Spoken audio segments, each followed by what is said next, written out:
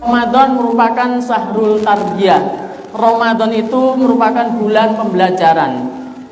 Karena saking istimewanya Ramadan, maka Ramadan itu selain dia dinamakan sebagai bulan barokah, Ramadan juga memiliki nama-nama yang lain, yakni disebut sebagai syahrul maghfirah, bulan ampunannya Allah Subhanahu wa taala. Ada juga yang menyebutnya bahwa Ramadan ini merupakan syahrul Quran, bulan di mana diturunkannya Al-Quran. Bahkan yang tak kalah penting, Ramadan ini merupakan syahrul tarbiyah, bulan pembelajaran, yang mana para sahabat radhiyallahu anhum dulu ketika mereka menginginkan berjumpa dengan bulan Ramadan, saking mereka kepinginnya itu, harapan mereka kepada Allah supaya disampaikan bulan Ramadan itu 6 bulan sebelum datangnya bulan Ramadan. 6 bulan, coba bayangkan.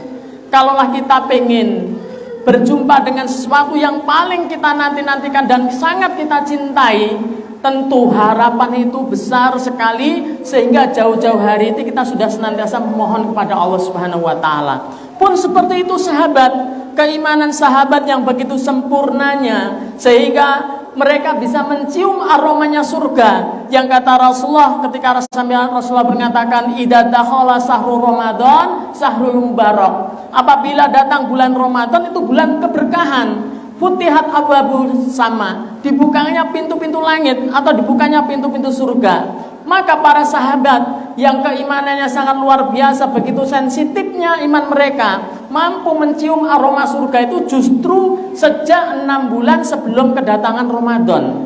Jadi mereka itu bagaimana mempersiapkan diri mereka menyambut datangnya bulan Ramadan dengan berbagai ketaatan sebagai bentuk persiapan mereka nanti dipraktekkan selama bulan Ramadan itu 6 bulan sebelum datangnya Ramadan. Itulah keimanan para sahabat. Kalau perbedaannya berbeda banget dengan kita. Kalau kita kan kadang-kadang persiapan kita menyambut Ramadan, sering saya sampaikan, persiapan kita umat akhir zaman hari ini ketika menyambut datangnya bulan Ramadan tuh kadang-kadang persiapan kita tuh kalah cepat dengan persiapannya sirup marjan. Kalah cepat. Lebih dahulu mereka iklan sirup marjan melakukan inovasi-inovasi untuk mendobrak supaya manusia itu tertarik, tergiur, hingga ketika mereka berbuka puasa tidak pernah melupakan lezatnya sirup marjan. Mereka itu sudah jauh-jauh hari mempersiapkan itu semua. Kita kalah, Pak. Kita kalah karena tipisnya keimanan kita kepada Allah Subhanahu wa taala. Sehingga apa? Aroma surga yang semerbak itu seolah-olah belum mampu terendus oleh kita. Barulah kita tersadar ketika kita sudah diingatkan marjannya sudah mulai lewat, sarung gajah duduknya sudah mulai digelar. Itu baru kita ingat, oh sebentar lagi Ramadan. Padahal kalau generasi umat terdahulu, mereka para sahabat radhiyallahu anhum itu 6 bulan, 6 bulan, Masya Allah. Dan mereka benar-benar memanfaatkan momen Ramadan ini. Ramadan itu benar-benar menjadi satu fasilitas utama. Bagaimana itu dijadikan sebagai madrasah bagi mereka untuk menuju satu ketakwaan kepada Allah Subhanahu wa taala. Sesuai dengan firman Allah ketika Allah itu mensyariatkan puasa dalam Quran surah Al-Baqarah, A'udzubillahi minasyaitonirrajim. Bismillahirrahmanirrahim. Ya ayyuhalladzina amanu kutiba alaikumusiyam kama kutiba alal ladzina min qablikum la'allakum tattaqun. La'allakum tattaqun, itulah ending daripada ibadah Ramadan. Allah sampaikan diwajibkan kepada kita orang yang mengaku beriman kepada Allah itu berpuasa, siam. Dan siam itu bukan hanya amalan umat-umat Islam, tapi siam ini juga disyariatkan kepada umat-umat yang terdahulu sebelum Islam ini datang.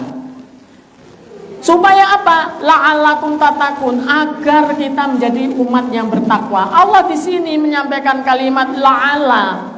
Artinya apa? Tidak semua orang yang melakukan siam itu pada endingnya menjadi insan yang mutakin. Bahkan kalau kita mau menelisik apa yang disampaikan oleh Nabi kita Muhammad SAW, mestinya dari kita ini merasa khawatir ketika Rasulullah menyampaikan sebuah hadisnya, rubba shaimin laisa min siyamihi ilal ju'al atas. Begitu banyak orang yang berpuasa tapi dari puasanya itu tidak mendapatkan kecuali lapar dan dahaga saja. Ini menunjukkan apa? Bahwa ekstensi puasa yang dikerjakan itu tidak mampu membentuk dirinya itu menjadi hamba yang bertakwa kepada Allah Subhanahu wa taala. Maka kita pengen sesuai tema kita bahwa Ramadan itu sahrul tarbiyah. Kita pengen mendapatkan pelajaran-pelajaran selama kita melaksanakan ibadah selama di bulan Ramadan.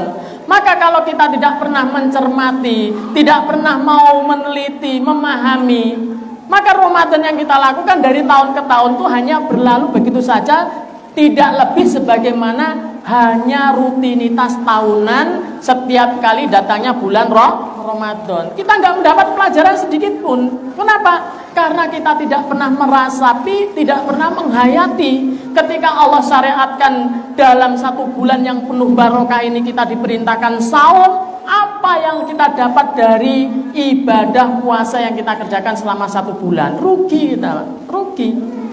Maka benar kata Rasulullah itu rubah shoimin. Begitu banyaknya orang, banyak sekali. Secara kualitas puasa, secara fikih, kaidah fikih, puasanya tidak batal. Mereka puasa-puasa menahan lapar, dia juga menahan haus. Tapi dari lapar dan hausnya itu tidak berbuah apa-apa kecuali hanya lelah, letih, lapar dan haus saja. Kan rugi. Karena itu puasa yang berlalu begitu saja hanya sebatas rutinitas tahunan yang ia kerjakan setiap bulan suci Ramadan mereka berpuasa. Tapi puasa tidak memberikan bekas apapun. Yang terjadi apa?